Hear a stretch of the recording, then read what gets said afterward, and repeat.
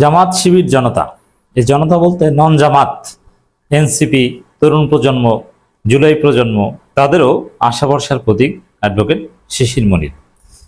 শিশির মনির জামাত ইসলামের নেতা, জামাত ইসলামের কেন্দ্রীয় কর্মপরিষদ সদস্য। তা সত্ত্বেও অ্যাডভোকেট শিশির মনির রাজনীতিতেও আলাদা প্রতিষ্ঠান হয়ে উঠছেন। দর্শক, এখন এমন একটা পারসেপশন দাঁড়িয়েছে যে কেউ কোনো ভয়াবহ বিপদে পড়লে যে শিশির মনিরের কাছে যান, তিনি একটা সমাধান করে দিতে পারবেন। জামাত ইসলামীর কাছে আলাদাভাবে, তার চাইতে আলাদাভাবে শিশির মনির একটা গুরুত্ব তৈরি হয়েছে। এটা অবশ্য একদম নতুন তা না।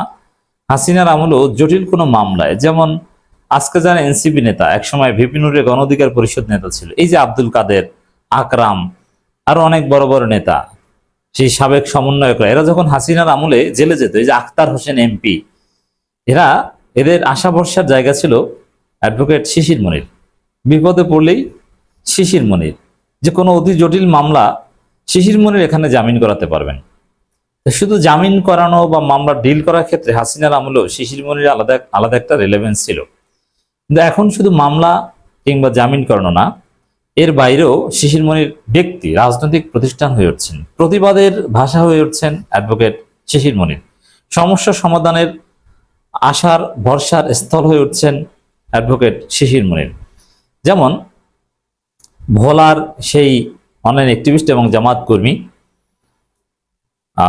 সওদা সুমি, তার ঘটনা নিয়ে আমিরে জামাত নিজে ডিল করেছেন। তিনি কয়েক দফায় ফেসবুক পোস্ট দিয়েছেন, জামাত অফিসিয়াল স্টেটমেন্ট দিয়েছে, এমনকি বিষয়টা নিয়ে পার্লামেন্টেও আলোচিত হয়েছে, যার ফলে সওদা সুমি দ্রুত গতিতে জামিন পেয়েছে, যেটা অবিশ্বাস্য দ্রুত গতিতে, এরকম হওয়ার কথা না। শিশির মনির এই বিষয়ে কথা বলেছেন, কিন্তু শিশির মনিরকে আমরা দেখলাম আলহামদুলিল্লাহ বলার মধ্যে সীমাবদ্ধ না থেকে এই ঘটনার কুল কিনারা তিনি বের করতে চান, যে কার নির্দেশে গ্রেপ্তার করা হয়েছে এবং এখানে অতি উৎসাহী আচরণ আছে কিনা পুলিশের, এবং ক্ষতিপূরণ দেওয়া থেকে শুরু করে আর নানান বিষয়ে উদ্ঘাটনের দাবি তুলে তিনি সরব আছেন।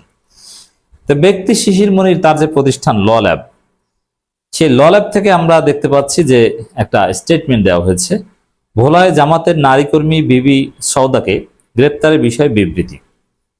একদম ল ল্যাবের পক্ষ থেকে শিশির মনির এই বিবৃতি দিয়েছেন, এবং এখানে জামাত ইসলামীর কোনো নেতা হিসেবে নয়, একজন সিনিয়র আইনজীবী হিসেবে অ্যাডভোকেট শিশির মনির এই বিবৃতি দিয়েছেন। তো দর্শক, তিনি একজন জামাত নেতা, সেই হিসাবে জামাত বক্তব্য দিয়েছে, আর তিনি সওদা বিবির নিযুক্ত আইনজীবীও নন, কিন্তু তারপরও তিনি আলাদা স্টেটমেন্ট দিয়েছেন। পলিটিক্যাল পার্টি বা পলিটিক্যাল নেতা অথবা civil society outfit, pressure group যেভাবে বিবৃতি দেয়, অ্যাডভোকেট শিশির মনিরের ল ল্যাব সেইভাবে বিবৃতি দিয়েছে।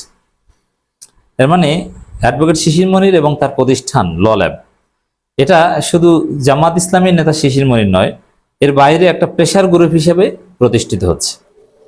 এবং কিছুদিন পর আপনারা দেখবেন যে দেশের লিগ্যাল কোনো ইস্যুতে সুজন বিবৃতি দিবে, টিআইবি বিবৃতি দিবে, এরকম অনেকে অনেক বিবৃতি দিবে। এর সাথে আলোচিত হবে যে ল ল্যাব বিবৃতি দিয়েছে। পত্রিকায় দেখবেন যে বিশিষ্ট ব্যক্তি, বিশিষ্ট নাগরিক অথবা নাগরিক সমাজ, নাগরিক প্ল্যাটফর্ম বিবৃতি দিয়েছে, তার মধ্যে আছে ল ল্যাব। এর মানে শিশির মনির এবং তার ল ল্যাব জামাত ইসলামের ঊর্ধ্বে আলাদা একটা প্রতিষ্ঠান হয়ে উঠছে, আমরা সেটাই দেখছি। এবং সওদা বিবির এই ঘটনাকে কেন্দ্র করে শিশির মনিরের ল ল্যাব যে স্টেটমেন্ট দিয়েছে, জামাত ইসলামীর এরকম স্টেটমেন্ট লিখতে আর 5 বছর সময় লাগবে। এত সুন্দর স্টেটমেন্ট জামাত কোনোদিন লিখতে পেরেছে? আমি তো জামাতের সমস্ত স্টেটমেন্ট আপনাদেরকে বিশ্লেষণ করে শুনাই, এত রিচ স্টেটমেন্ট জামাত লিখতেই পারে না। বিশেষ করে জামাত তো আর কোনো ল ল্যাব নয়, জামাত একটা political party, but political party হিসেবেও আইনি বিবৃতিগুলো এভাবে সমৃদ্ধ হওয়া উচিত, এবং লেখার ধরন এবং লেখার বিন্যাস কিভাবে লিখতে হয়, কোনো কিছুই জামাতের বিবৃতি সুন্দর হয় না, কিন্তু ল ল্যাবের বিবৃতি 100% প্রফেশনাল। এবং দেখেন, জামাত সাধারণত প্যাডে বিবৃতি কম দেয়, তারা এমনিতে বিবৃতি পাঠায়, শিবির প্যাডেও দেয়, এমনিতে দেয়। বিশেষ করে জামাতের পেজে যখন বিবৃতি পাবলিশ করে তখন শুধু বিবৃতিটা লিখে দেয়, লিখে পাবলিশ করে, কিন্তু প্যাডে লেখা পিডিএফ ফর্ম তারা আপলোড করে না।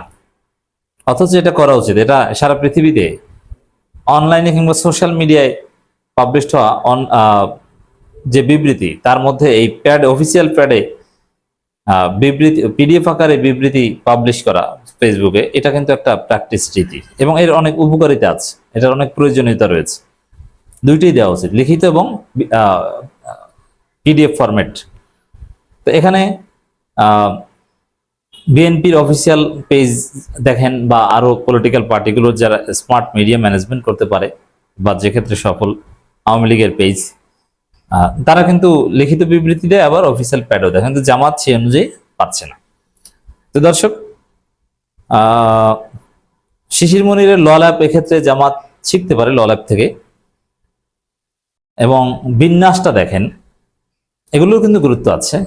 স্পেলিং এবং আমেরিকান স্টাইলের বিবৃতি না ব্রিটিশ স্টাইল, সবকিছু ডান পাশে লেখা হবে না বাম পাশে কিছু লেখা হবে, তারিখ কোন পাশে, তারিখ লেখার সিস্টেম কি, স্মারক নম্বর থাকবে কিনা, এবং যিনি বিবৃতি দিয়েছেন যার নামে তার স্বাক্ষর থাকে। এই যে কথাটা বললাম এতক্ষণ, যে বিবৃতি একটা পিডিএফ ফর্ম বা যে কোনো একটা ফরম্যাটে অফিসিয়াল প্যাডে যিনি বিবৃতি দিয়েছেন তার স্বাক্ষর সহ এটাও পাবলিশ করতে হবে। শুধু ফেসবুকে একটা পোস্ট দিয়ে দিলাম সেটা না। আর ফেসবুকে এমনিতে লিখিত পোস্ট দিলে তো আলাদা স্বাক্ষর আপনি ওখানে সংযুক্ত করতে পারবেন না, স্বাক্ষর তারিখ এটা সহ করতে হয়, প্রয়োজনে সিল সহ।